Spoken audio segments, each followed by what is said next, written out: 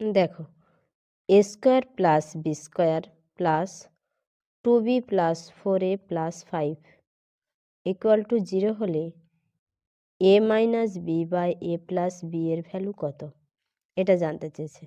দেখো, এখানে 5 আছে, 5কে আমরা 4 প্লাস 1 ভাবে লিখতে পারি।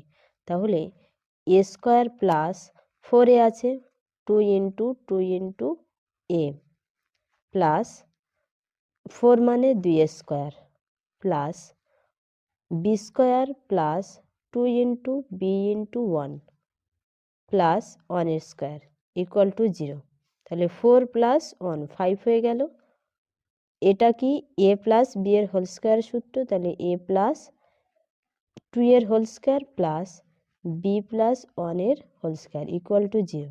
এটাকে 0 এটাকে 0 ধরলে এ সমান সমান -2 বি ইকুয়াল টু -1।